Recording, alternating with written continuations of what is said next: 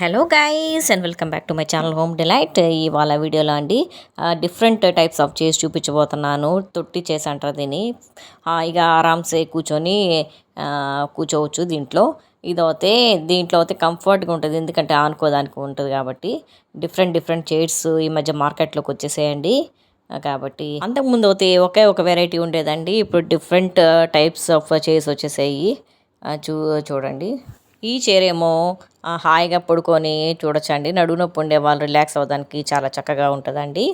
మరి వీడియోలోకి వెళ్ళిపోతాం. ఇవాళ నేను ఆలు కుర్మా చూపించబోతున్నాను అండి. చపాతీలోకి కానీ ఫ్రైడ్ రైస్లో కానీ సూపర్ కాంబినేషన్ అండి. మరి ఎందుకు ఆలస్యం, స్టార్ట్ చేస్తామా? ముందుగా కావాల్సిన పదార్థాలు చూసేస్తాము. ఇక్కడ నేను నూనె తీసుకున్నాను, జింజర్ గార్లిక్ పేస్ట్ తీసుకున్నానండి. ఇది జింజర్ గార్లిక్ పేస్ట్ అలా అనిపిస్తుంది. జీడిపప్పు తీసుకోవాలి, జీడిపప్పు తగినంత వేయాలి. టమాటో ప్యూరీ అండి, టమాటోలు ప్యూరీ చేసి పెట్టుకోవాలి, మిక్సీ చేసి పెట్టుకోవాలన్నమాట రెడీగా. ఇక్కడ 4 పచ్చిమిరకాయలు తీసుకున్న, ఆనియన్ పేస్టు తీసుకున్నాను. ఇంకా ఇది గసగసాలు, కొబ్బరి, తర్వాత ధనియాలు అన్ని పేస్ట్ చేసి పెట్టుకున్నానండి. కాస్త జీడిపప్పు కూడా వేసాను. పేస్ట్ తయారు చేయాలి. ఆ పేస్ట్ ఎలా చేశానంటే కొబ్బరి, దాల్చిన చెక్క, లవంగాలు, గసగసాలు వేసి ఫైన్గా పేస్ట్ చేశానండి. ఆ పేస్టే మెయిన్ ఇంగ్రీడియంట్ అన్నమాట మనకి కుర్మాకి మంచి టేస్ట్ ఇచ్చేది. ఇంకా బంగాళదుంప కూడా తీసుకున్నా, ఉడకబెట్టి తోలు తీసి పెట్టేశానండి. ఇక ధనియాల పొడి 2 టేబుల్ స్పూన్స్ తీసుకున్నానండి ఇక్కడ నేను. ఇక దాంతోపాటు పసుపు, తర్వాత ఉప్పు, తర్వాత కారం అన్నీ తీసుకోవాలండి. గరం మసాలా, దీంతో మంచి టేస్ట్ వస్తుందండి మన కుర్మా అనేది. ఇక కొద్దిగా నూనె లేకపోతే నెయ్యి కానీ వేసుకోవచ్చు అండి, మన ఇష్టం, ఆప్షనల్ అనమాట. ఇంకా పెరుగు 1 కప్పు తీసుకున్నాను ఇక్కడ నేను. ఇంకా ప్రాసెస్ స్టార్ట్ చేస్తామండి. ఇవే మెయిన్ ఇంగ్రీడియంట్స్ చూడండి ఒకసారి. ముందుగా ఒక కడాయి తీసుకొని కడాయిలో 1 టేబుల్ స్పూన్ నుంచి 2 టేబుల్ స్పూన్స్ వరకు నూనె వేస్తున్నానండి.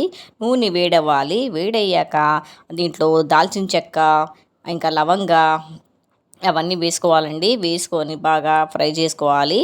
కావాలంటే ఎలాచీ కూడా వేసుకోవచ్చు. ఎలాచీ నేనేనండి ఎక్కువ. దీంట్లో గ్రీన్ చిల్లీస్ వేసేసుకొని బాగా ఫ్రై చేసుకోవాలి. ఏదైతే వేసామో మొత్తము ఆయిల్లోకి మిక్స్ అయిపోయి మంచి ఫ్లేవర్ అనేది మన కుర్మా అనేది మంచి ఫ్లేవర్తో యాడ్ అవుతుందండి. ఇంకా జింజర్ గార్లిక్ పేస్ట్ వేసాను. 1 నిమిషం వరకు వేపుకుంటాను. ఎప్పటి వరకు వేపుకోవాలంటే జింజర్ గార్లిక్ పేస్ట్ మంచి వాసన వచ్చే వరకు వేయించుకోవాలి. ఇప్పుడు దీంట్లో కరివేపాకు కూడా వేసుకున్నానండి. కరివేపాకు వేసుకొని 1 నిమిషం పాటు వేయించుకుంటాను. ఇంకా ఆనియన్ పేస్ట్ తయారు చేసుకున్నాం కదా, 2 ఆనియన్స్ తీసుకున్నాను, పేస్ట్ చేసి పెట్టుకున్నాను అనమాట.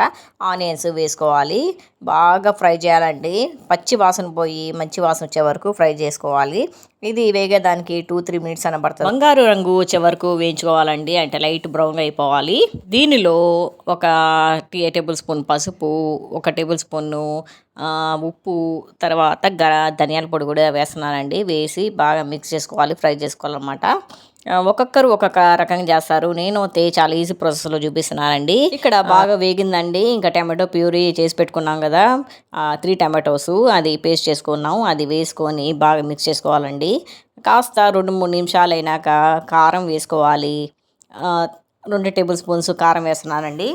ఒకసారి మిక్స్ చేసుకున్నాక కొంచెం వేగినాక మనం తయారు చేసుకున్న పేస్ట్, కొబ్బరి పేస్ట్ ఉంది కదండి, ఆ పేస్ట్ కూడా వేసుకొని చక్కగా తిప్పుకోవాలన్నమాట.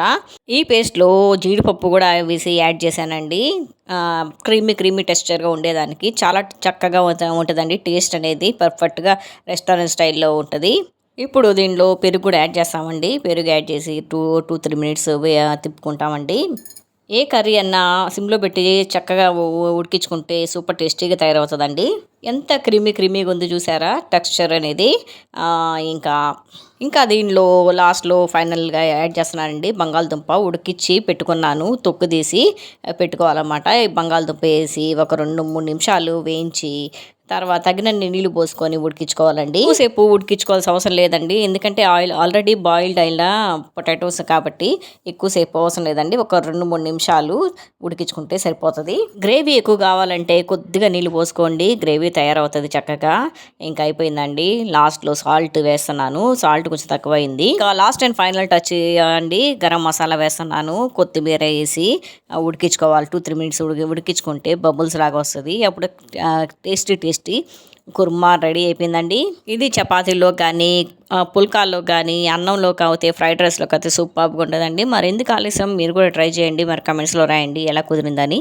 నా ఈ వీడియో నచ్చినట్టు అయితే లైక్ చేయండి, షేర్ చేయండి, సబ్స్క్రైబ్ చేయటం మర్చిపోకండి.